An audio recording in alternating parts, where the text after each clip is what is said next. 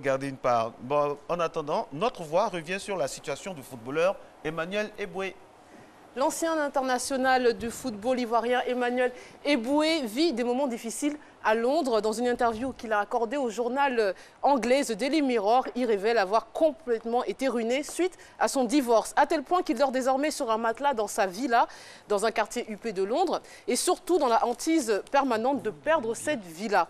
C'est pourquoi il éteint souvent les lumières pour faire comme s'il n'était pas là dans la maison. Et en plus, il n'a pas revu ses enfants depuis au moins 6 mois, restés avec leur mère. Dans l'interview, Emmanuel Eboué prie Arsenal, son ancien club, de lui trouver du travail afin qu'il ne devienne pas un sans domicile fixe d'ici peu. Il a obtenu le soutien des supporters d'Arsenal qui demandent à leur club de trouver un poste de formateur à Eboué. C'est une affaire à suivre parce qu'il y a eu plusieurs polémiques. Certains disent que le club a accepté et le journal, lui, pour l'instant, dit que le club n'a pas encore donné un avis favorable définitif. Mais on parle de plus en plus de Galatasaray, qui aurait proposé donc un poste d'entraîneur de moins de 14 ans à Eboué, entraîneur adjoint avec une maison, voiture, tout ça, normalement, sous l'impulsion de Fatih Terim, qui a été son coach entre 2011 et 2015 du côté du club stambouliote. Merci beaucoup. On a un supporter là. On reste sur la planète foot avec le retour de Yaya Touré. Et oui, Yaya Touré va mettre fin à sa retraite internationale et revenir en sélection.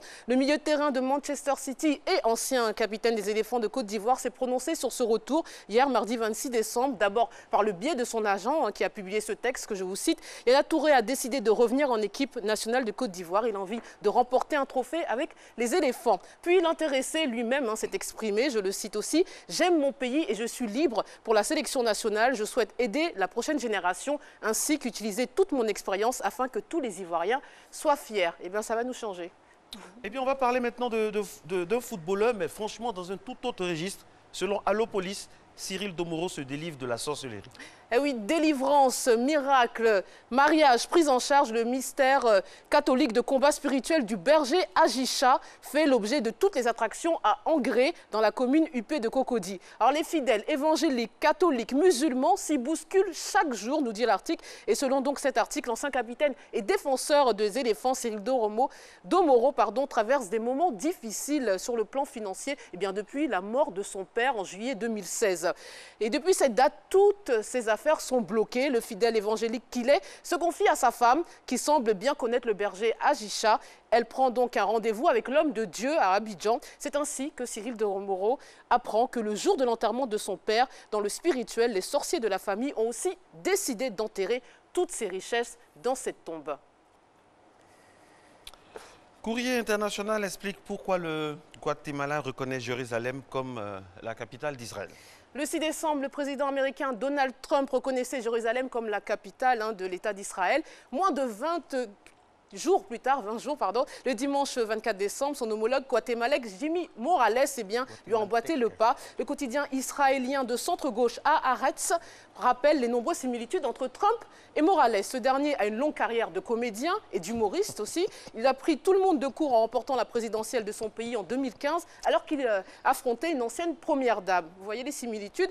Alors, mais pourquoi le président d'un petit pays d'Amérique latine annoncerait-il une mesure qui lui vaut la reconnaissance d'Israël? S'interroge donc le journal de Tel Aviv. Il semble que plusieurs facteurs expliquent cette décision. Tout d'abord, depuis l'élection de Trump, Jimmy Morales, contrairement aux autres dirigeants sud-africains, n'a pas fait de critique à l'encontre de Trump. Et puis, il a besoin de consolider ses relations internationales parce qu'il est en difficulté dans son propre pays.